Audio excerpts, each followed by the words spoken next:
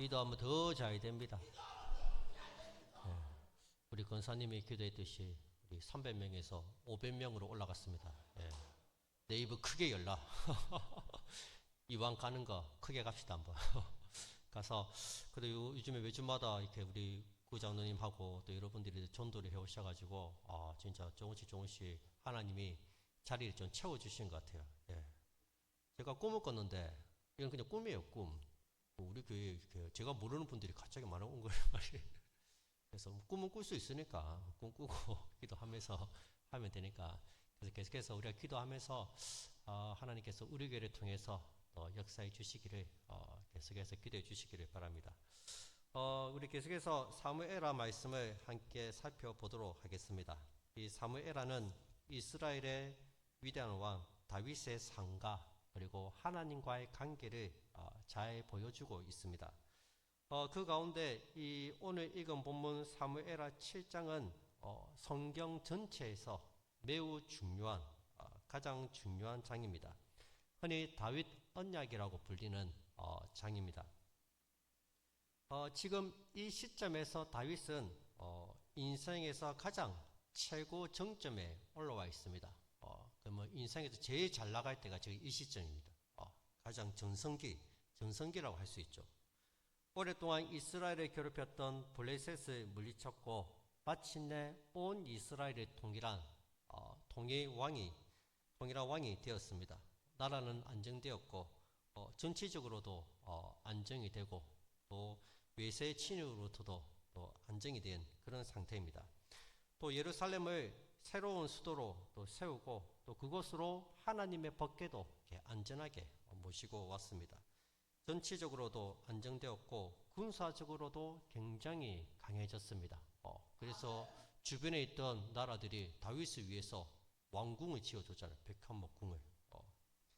왕으로서 필요한 것들을 거의 다 갖추어진 상태입니다. 그러나 이 신앙의 세계에서는 겉모습보다는 그 내면이 훨씬 더 중요합니다. 내면이 무엇으로 채워져 있는가, 그것이 더 중요하다는 겁니다. 지금 다윗의 겉모습은 굉장히 화려하고 풍족하고 풍요롭고 모든 것이 다 갖추어진 아주 형통하고 부족함이 없는 그런 상태 같은데, 과연 그의 내면은 지금 어떤지 살펴보면 좋겠습니다. 여러분, 다윗의 과거를 한번 생각해 보십시오. 그런 오랜 시간 동안 사울 왕에게 쫓겨다녔던 도망자였습니다. 왕궁은커녕 제대로 된 집도 한 채 없었습니다. 때로는 광야를 떠돌았고 굴에서 또 잠을 자기도 하고 늘 사울의 위협으로부터 도망을 다녀야 했습니다. 사람의 눈으로 보면 굉장히 비참한 불쌍한 처지였습니다. 그러나 바로 그때 다윗의 마음은 하나님으로 가득 차 있는 상태였습니다. 매일 하나님만 바라보고 하나님만 의지하면서 그렇게 하나님 은혜 가운데 살았습니다. 반대로 지금 다윗의 모습을 한번 보시기 바랍니다. 지금 다윗은 왕궁에 앉아 있습니다. 가장 높은 자리에 앉아 있습니다. 더 이상 도망 다니지 않아도 됩니다. 부족할 것이 없는 아주 평온한 상태에 있습니다. 그런데 역설적이게도 바로 이때가 다윗에게는 영적으로 가장 위험한 순간이 될 수도 있습니다. 겉으로는 안정되어 보이지만 내면에서는 하나님보다는 자기 자신이 조금씩 커지고 있는 그런 상태에 있습니다. 겉으로는 평안해 보일지 모르지만 실제로는 영적인 위기의 순간을 보여주고 있습니다. 2절을 한번 보시면 돼요. 2절. 왕이 선지자 나단에게 이르되 볼지어다 나는 백한목궁에 살거늘 하나님의 궤는 휘장 가운데 있도다. 어느 날 다윗이 자기 왕궁을 바라보다가 문득 이런 생각이 들었습니다. 자신은 지금 두로왕 히람이 지어준 멋진 백한목궁에 살고 있는데 하나님의 궤는 여전히 선막 안에 있었다는 겁니다. 광야 시대부터 사용하던 그 선막, 곧 휘장으로 된 장막 안에 하나님의 궤는 놓여 있는 거예요. 다윗이 거기서 보니까 신경이 쓰이는 거예요. 신경이. 여러분, 이 장면을 이해하려면 당시 고대 근동의 문화를 생각해 볼 필요가 있습니다. 그 시대에는 왕궁과 신전이 함께 세워지는 것이 일반적이었습니다. 왕이 궁궐을 세우면 그 나라의 신을 위한 신전도 함께 세워졌습니다. 왕궁을 세우고 또 그 나라의 신을 모시는 신전도 함께 세워지는 겁니다. 신전은 단순히 종교적인 건물이 아니라 왕국의 권위와 정체성을 보여주는 중요한 상징이었습니다. 신전도 이렇게 크고 화려하게 세워져야지 이 왕궁도 더 강해지는 거죠. 이게 왕궁도 멋지게 세우고 신전도 멋지게 짓는 거예요. 그래서 이제 자기의 왕권을 더 기반을 더 단단하게 하는 겁니다. 근데 지금 다윗 왕궁에는 이 균형이 맞지 않아요. 지금 왕궁은 백합목으로 지어져 아주 화려한 건물이었지만 하나님에게는 천막 안에 그냥 들어가 있는 거예요. 다윗의 눈에는 아직까지 자기 왕국이 완전히 갖추어지지 않은 것처럼 보였을 겁니다. 왕궁은 지어졌는데 보니까 이 신전이 너무 이렇게 아직 허술해요. 그래서 이방인들이 다른 사람들이 보기에 좀 보기도 안 좋고 자기도 이렇게 좀 품위도 좀 안 사는 것 같고, 이래서 내가 좀 이렇게 크게 하나 좀 지어드려야 되겠다, 아마 그런 생각이 들었을 겁니다. 사실 여기에는 다윗의 순수한 마음도 분명히 있었습니다. 하나님을 사랑하는 마음에서 나는 백합목 궁에 사는데 하나님 천막에 계시네, 이러면 안 되지 하고 더 좋은 집을 지어드려야겠다, 그런 순수한 마음도 아마 있었을 거예요. 그런데 한편으로는 자신의 왕국을 더 완전하게 만들고 싶은 그런 마음도 아마 있었을 겁니다. 다른 나라를 보니까 왕궁도 멋지게 짓고 신전도 옆에 멋지게 짓는데 나도 좀 다른 나라만큼 이렇게 왕국이 안전되었으니까 왕권을 더 견고하게 하기 위해서 신전을 좀 하나님이 계시는 저 천막 말고 멋지게 한번 지어야 되겠다. 그래서 또 사람들이 나를 보기에 완벽한, 누가 봐도 참 왕권이 튼튼한 그런 나라처럼 보이고 싶은 마음이 아마 있었을 겁니다. 이 다윗의 말을 들은 나단이 처음에는 그 생각을 굉장히 긍정적으로 받아들입니다. 왕이여 맞습니다. 좋은 생각입니다. 그렇게 긍정적으로 받아들였습니다. 하나님을 위해서 무언가를 하겠다고 나서는데 말릴 사람이 누가 있겠습니까? 하라고 하겠죠. 그런데 하나님은 인간의 마음 깊은 곳까지 아시는 분입니다. 그날 밤 하나님께서 선지자 나단에게 말씀을 주십니다. 그리고 그 계시를 통해 선포된 말씀이 오늘 본문의 다윗 언약입니다.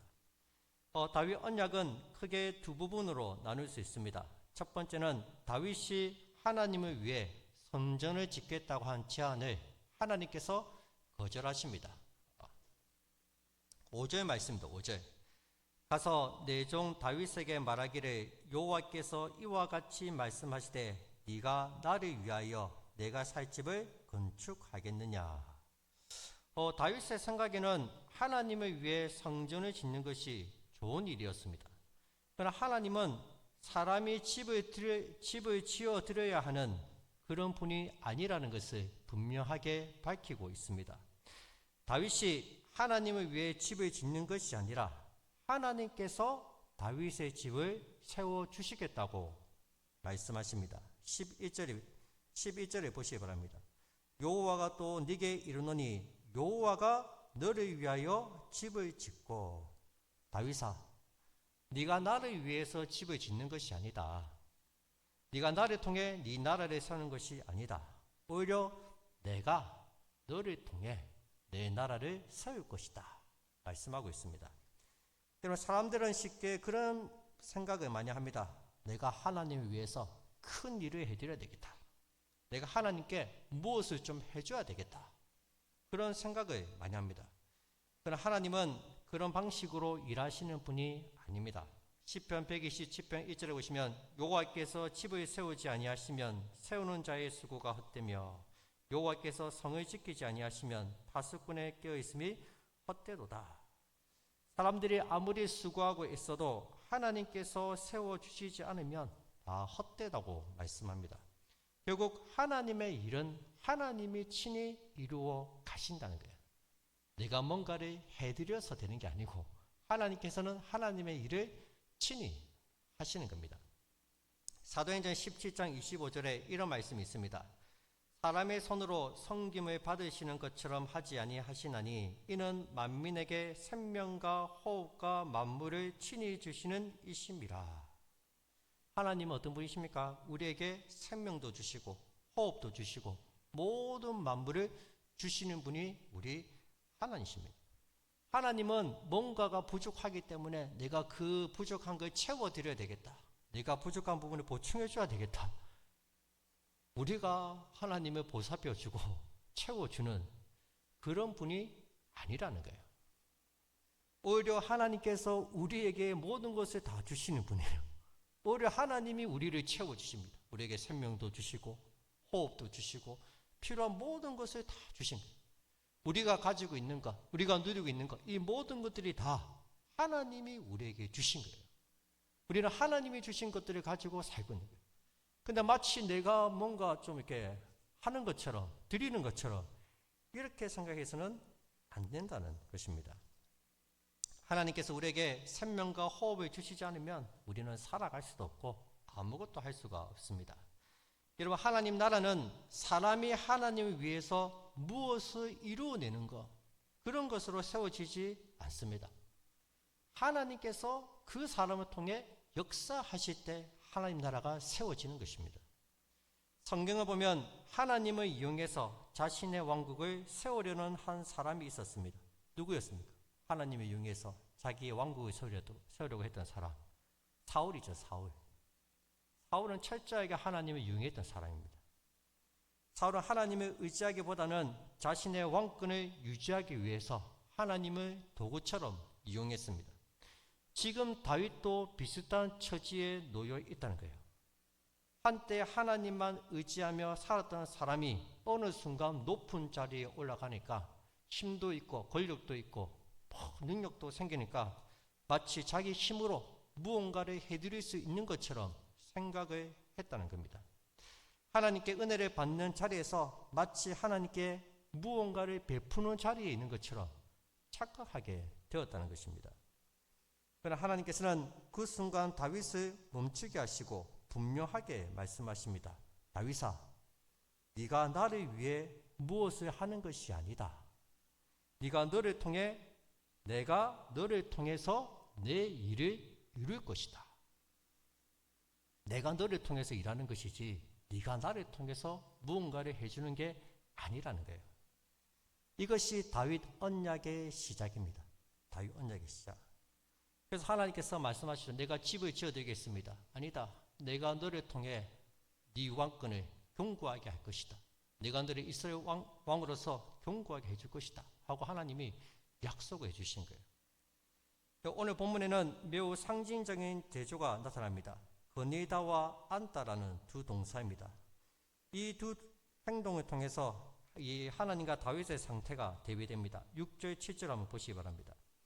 내가 이스라엘 자손을 애굽에서 인도하여 내던 날부터 오늘까지 집에 살지 아니하고 장막과 선막 안에서 다녔나니 내가 내 백성 이스라엘과 더불어 다니는 모든 곳에서. 여러분, 하나님은 어떤 건물 안에 고정되어 계시는 분이 아닙니다. 내 백성들과 함께 움직이시는 분이십니다. 하나님은 신전에 앉아 계시는 분이 아니라 백성들 가운데 걸어 다니시는 하나님이십니다. 늘 걸어 다니면서 요한계시록에 보면 하나님이 촛대 사이를 걷잖아요. 촛대가 뭡니까? 이국 교회죠. 이국 교회를 걸어 다니시면서 성도들의 형편을 살피고 교회를 인도하시는 분이 우리 하나님이십니다. 다윗은 이 사실을 깨닫게 되자 중요한 변화가 나타납니다. 바로 다윗이 하나님 앞에 앉는 장면입니다. 18절에 보시면 다윗 왕이 여호와 앞에 들어가 앉아서 이르되 주 여호와여, 나는 누구이오며 내 집은 무엇이기에 나를 여기까지 이르게 하셨나이까. 처음에 다윗은 하나님을 위해서 성전을 건축하려고 했습니다. 내가 뭔가 좀 움직여서 하나님을 위한 일을 하려고 했습니다. 그런데 하나님께서 자신이 어떤 분이신지 알려주시자 다윗은 멈춥니다. 그리고 하나님 앞에 앉아 있습니다. 다윗 왕이 여호와 앞에 들어가 앉아서. 이것이 다윗의 영적인 태도의 변화입니다. 하나님을 통해서 자신의 왕국을 세우려는 생각을 내려놓고 다시 하나님을 의지하는 자리로 돌아왔다는 것입니다. 내가 뭔가를 하려고 했던 자리에서 이제는 하나님을 의지하고 하나님이 하시는 일을 하고자 하는 자리에 왔다는 겁니다. 자신의 주도권을 잡으려 했던 자리에서 내려와 하나님의 주권 앞에 겸손히 앉는 자리로 돌아온 것입니다. 우리 신앙도 이와 비슷할 때가 있습니다. 우리는 하나님을 위해 무언가를 계속 하려고 합니다. 봉사도 하고 계획도 세우고 여러 가지 일을 추진하려고 합니다. 그것이 필요할 때도 있습니다. 그러나 때로는 하나님을 위해 무언가를 하는 것보다는 멈추는 것이 더 중요할 때도 있습니다. 신앙은 항상 움직이는 것만이 능사가 아닙니다. 어떤 때는 움직여야 하고 어떤 때는 또 멈추어야 합니다. 중요한 것은 분별력입니다. 지금 내가 움직여야 할 때인지 아니면 멈추어 서서 하나님 앞에 앉아야 할 때인지 잘 분별을 할 수 있어야 됩니다. 다윗에게는 지금 멈추어 앉아 있어야 할 때입니다. 그래서 그는 모든 계획을 다 내려놓고 하나님 앞에 앉아 있습니다. 이 사무엘하 7장 18절부터 29절까지 말씀은 이 다윗이 하나님 앞에 올려드리는 기도입니다. 기도. 18절부터 29절까지는 이 짧은 기도 속에 다윗이 하나님을 17번이나 부르고 있습니다. 이것은 무엇을 의미합니까? 자기 자신을 향해 있던 다윗의 마음이 하나님께로 돌아왔다는 거예요. 하나님께로. 이제 다윗의 기도 속에서 하나님이 주가 되었습니다. 처음에는 내가 무언가를 하려고 하고 내가 주가 되어서 내가 무언가를 하려고 했는데 이제 다윗의 기도가 바뀐 거예요. 하나님이 주가 된 거예요. 자신이 중심이 되는 왕이 아니라 하나님을 중심에 두는 왕으로 돌아오게 되었다는 것입니다. 여러분, 다윗 언약의 첫 번째가 하나님의 주권을 분명히 하는 것이라면 두 번째는 하나님의 전적인 은혜를 드러내는 것입니다. 14절 15절을 보시기 바랍니다. 나는 그에게 아버지가 되고 그는 내게 아들이 되리니 그가 만일 죄를 범하면 내가 사람의 매와 인생의 채찍으로 징계하려니와 내가 네 앞에서 물러나게 한 사울에게서 내 은총을 빼앗은 것처럼 그에게서 빼앗지는 아니하리라. 하나님이 범죄한 사울에게는 은총을 빼앗았다고 말씀하고 있습니다. 그런데 다윗 언약 이후로는 인간이 아무리 잘못해도 인생 채찍과 사람의 매로 징계는 하시지만 그 은총을 빼앗지는 않겠다고 말씀하고 있습니다. 어마어마한 약속이죠. 언약이죠. 무조건적이고 거부할 수 없는 하나님의 약속입니다. 여러분, 구약 성경을 보시면 배반의 역사죠. 이스라엘 백성들이 얼마나 하나님을 많이 배반합니까? 우상 숭배하고 하나님의 말씀에 순종하지 않고 때로는 바벨론의 포로로 잡혀가기도 하고 그러면서도 하나님이 끝까지 이스라엘 백성들을 사랑하시고 구원자를 보내시고 건져주시지 않습니까? 왜요? 다윗 언약 때문에. 옛날 같았으면 죄를 지으면 하나님이 금방에 벌을 내리겠죠. 광야의 이스라엘 백성들 어떻게 됐습니까? 죄를 지었을 때 다 죽었죠. 부유뱀을 보내서 물어 죽기도 하고 얼마나 하나님이 가만 안 두셨죠. 근데 다윗 언약 이후로는 잘못해도 하나님이 크게 벌하시지 않는다는 거예요. 징계는 하시지만 그 은총을 뺏지 않는다는 것입니다. 하나님의 언약에는 두 가지가 있습니다. 두 가지. 율법적 언약과 은혜의 언약입니다. 두 가지가 있어요. 율법적 언약과 은혜의 언약. 율법적 언약은 조건이 있습니다. 뭐뭐 하면 네가 복을 받을 것이다. 말씀에 순종하면 복을 받을 것이다. 불순종하면 벌을 받을 것이다. 조건이 있습니다. 조건이. 선악과도 똑같죠. 선악과도 먹으면 반드시 죽으리라. 조건이 붙어 있습니다. 레위기에 보면 시내사 언약도 그렇죠. 순종하면 복을 받고 불순종하면 저주를 받는다. 이게 뭐예요? 율법적 언약이죠. 하나님 말씀에 따라서 하나님 복을 주시고 저주를 주시는 거죠. 그런데 이 아브라함의 언약은 무조건적인 언약이죠. 내가 내게 오늘 우리가 아침에 살펴봤듯이 내가 너로 큰 민족을 이루게 할 것이다. 내가 내게 복을 줄 것이다. 내가 너는 복의 근원이 될지라. 여기에는 조건이 없어요. 조건이. 네가 나한테 잘해봐. 내가 너에게 복을 줄게. 네가 복이 되게 해줄게. 이렇게 해. 그러면 내가 너를 큰 민족을 이루게 할 것이다. 이런 조건이 없습니다. 아브라함 언약은. 그냥 일방적으로 선포하는 거죠. 너는 복이 될지다. 내가 너를 큰 민족을 이루게 할 것이다. 이게 뭐예요? 은혜의 언약이에요. 은혜의 언약. 무조건적인 사랑, 은혜를 베풀어 주시겠다는 거예요.